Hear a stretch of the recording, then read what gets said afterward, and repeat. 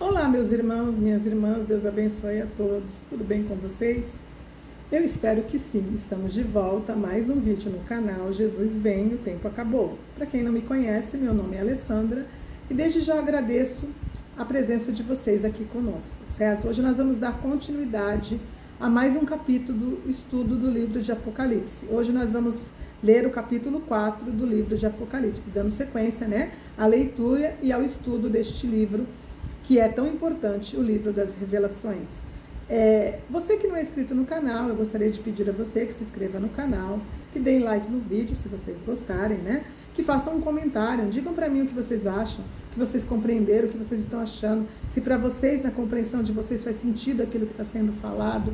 E outra coisa que eu quero pedir a vocês, que se assim vocês entenderem que este vídeo é importante, que vocês compartilhem esse vídeo nos grupos de vocês, que vocês compartilhem na igreja de vocês, para aqueles que, como vocês desejam compreender, o livro de Apocalipse, a gente vai de capítulo em capítulo e vamos mergulhar nessas águas profundas da compreensão, montando as peças de um quebra-cabeça, compreendendo que este livro, ele é uma sequência dos acontecimentos que foram começados a mostrar pelo Senhor Jesus, que o Senhor Jesus deu ordem ao anjo para chamar João, para mostrar para ele os acontecimentos desde aquele período, por volta do ano 90, 95 depois de Cristo, quando ele estava preso na ilha de Patmos. Uns dão um pouquinho menos, outros dão um pouquinho mais de anos, mas por volta deste período, onde ele recebeu, João, recebeu essas revelações de que o Senhor Jesus queria que ele escrevesse a respeito daquilo que estava acontecendo e daquilo que viria a acontecer. Então, nós estamos inseridos desde este período do ano 95 dentro do livro das revelações. A igreja do Senhor Jesus, que nós vivemos hoje, que já está aproximando-se de 2000 anos, está inserida também neste contexto do livro das revelações. O livro das revelações, o Apocalipse, não vai começar.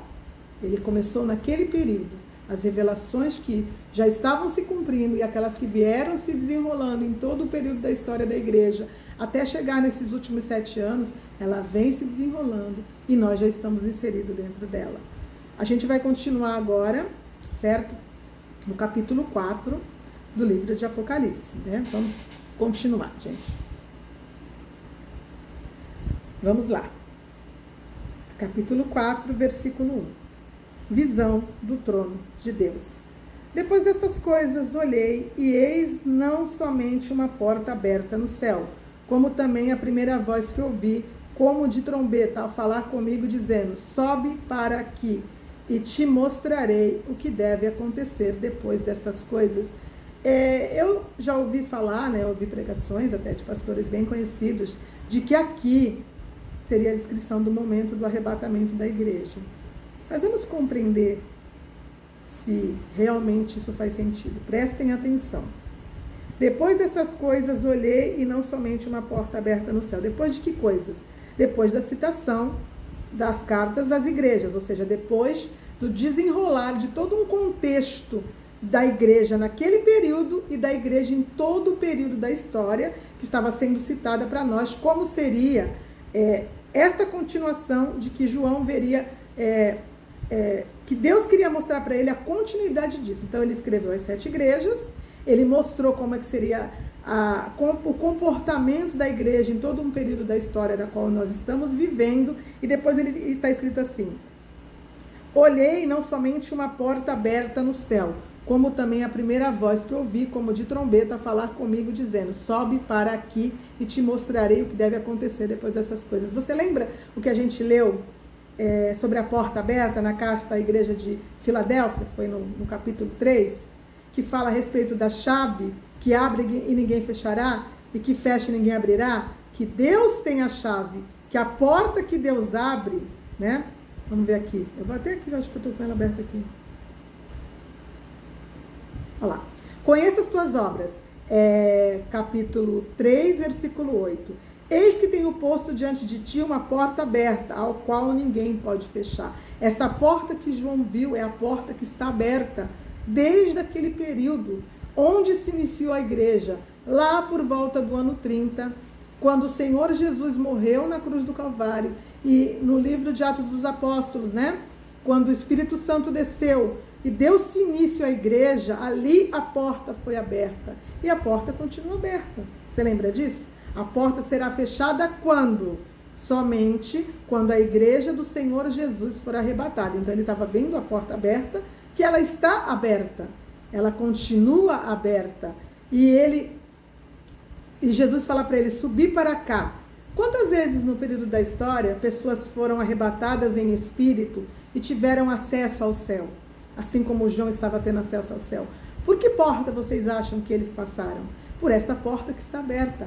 Aquela que nos permite, aqueles que o Senhor Jesus quer levar, né, de forma espiritual, a ver os acontecimentos que hoje ainda tem pessoas que vão ao céu, e eu acredito nisso, eu sei que sim, existem porque são descrições de histórias muito parecidas do que as pessoas veem lá em cima.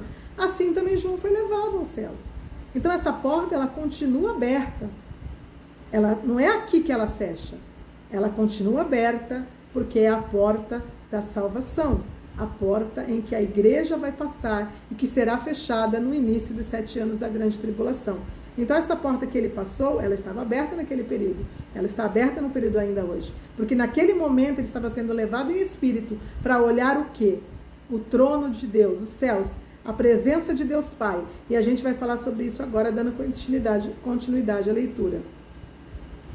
Sobe para cá e te mostrarei o que deves acontecer depois destas coisas. Depois de que coisas? Depois de um contexto da igreja. Começaria a acontecer cumprimentos que levariam a igreja a entender que o tempo estaria acabando. Certo? Vamos continuar. Imediatamente eu me achei em espírito, como eu falei para vocês. E eis armado no céu um trono, e no trono alguém sentado. E esse que se acha sentado é semelhante no aspecto à pedra de jaspe e de sardônia.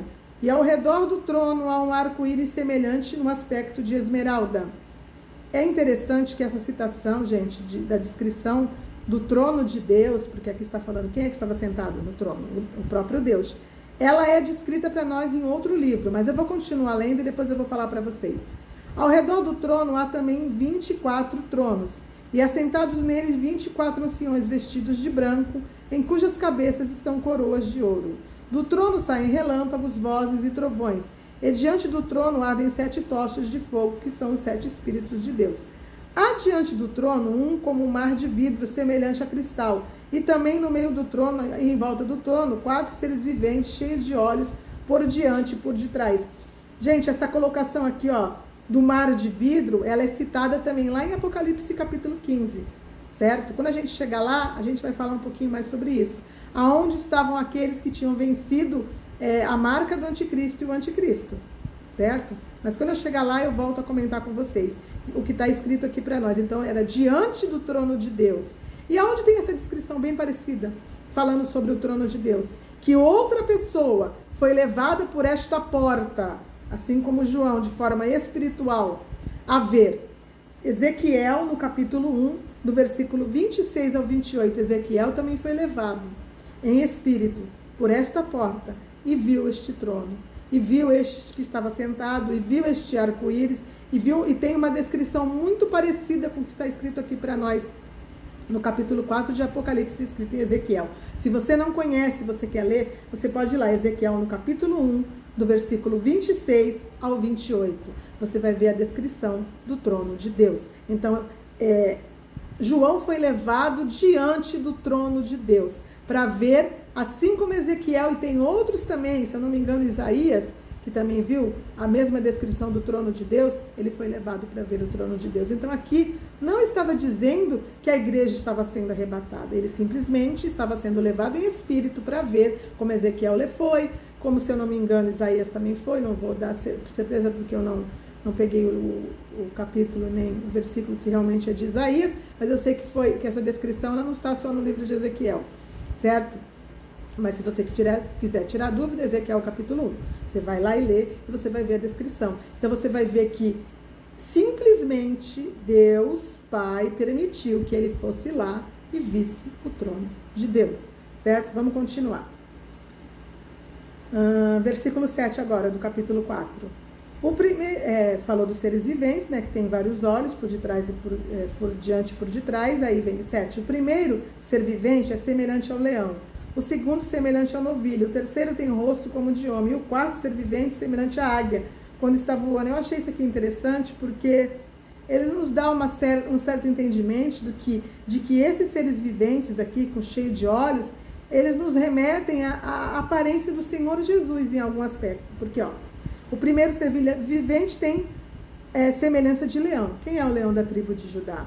Aí aqui fala que o segundo é semelhante a novilho. Nós sabemos que o Senhor Jesus é um cordeiro, né? Aqui está sendo colocado um novilho. O terceiro tem rosto de homem. O Senhor Jesus nasceu como homem nesta terra, né? Eu acho muito interessante. O quarto ser vivente é semelhante à águia, quando está voando. O Senhor Jesus, ele também tem uma representação de águia. Então, eu acho interessante aqui que o Espírito, né?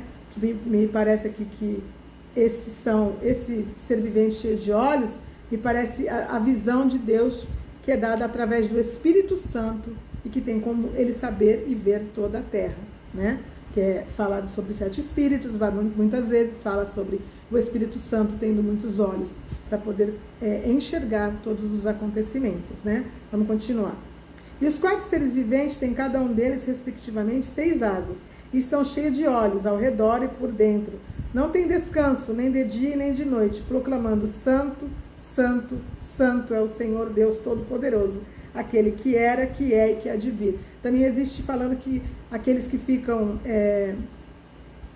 sobre o trono de Deus, que são os serafins que ficam chamando Santo, Santo, Santo, também são aqueles que são descritos aqui como que tem vários olhos. Então, é como se esses seres viventes, que esses 4 seres viventes, que também são chamados de serafins, são aqueles que ficam gritando santo, sobrevoando o trono, eles também fossem a visão de Deus de toda a terra, ou uma forma de manifestação do Espírito Santo que tivesse como que enxergasse toda a terra, né? São os serafins, que louvam a Deus o tempo inteiro, que glorificam a Deus o tempo inteiro, chamando ele de santo, santo, santo.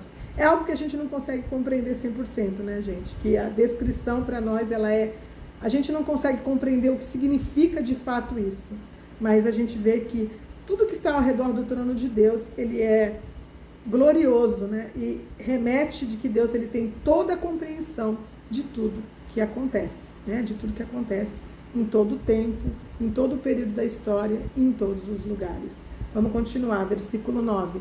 Quando esses seres viventes derem glória e honra e ação de graças ao que se encontra sentado no trono e ao que vive pelos séculos dos séculos, os 24 anciões prostrar-se-ão diante daquele que se encontra sentado no trono, adorarão o que vive pelos séculos dos séculos e depositarão as suas coroas diante do trono, proclamando: Tu és digno, Senhor e Deus nosso, de receber a glória, a honra e o poder, porque todas as coisas tu criaste, sim, por causa da tua vontade vieram a existir e foram criadas. Então algo acontece aqui que vai fazer com que esses 4 seres viventes deem glórias a Deus e os 24 anciões prostrem-se diante do trono de Deus, coloquem as suas coroas no chão, né, prostrados com o rosto em terra, e glorifiquem aquele que está no céu. Isso aqui me remete a algo que vai acontecer. Pode ser que seja o arrebatamento da igreja, sim. Pode ser quando o juízo de Deus se cumprir e o Senhor Jesus tomar, no final de tudo, de volta, né, a direção de toda a terra para se iniciar o milênio também, porque aqui não nos dá uma descrição, mas diz que algo de forma gloriosa acontecerá, que fará com que eles se prostrem e adorem a Deus, certo? Que eles dizem que é glorioso, aqui, digno, Senhor e Deus nosso, de receber glória e honra e poder, porque todas as coisas tu criaste, sim, por causa da tua vontade vieram a existir e foram criadas. Então, nós terminamos aqui o capítulo 4 do livro de Apocalipse, certo? Que é uma passagem rápida a respeito da visão do céu e do trono de Deus. E nós continuaremos na sequência, né? O 5º capítulo do livro de Apocalipse. Espero que vocês tenham entendido. Desde já eu agradeço. Fiquem com Deus e até a próxima.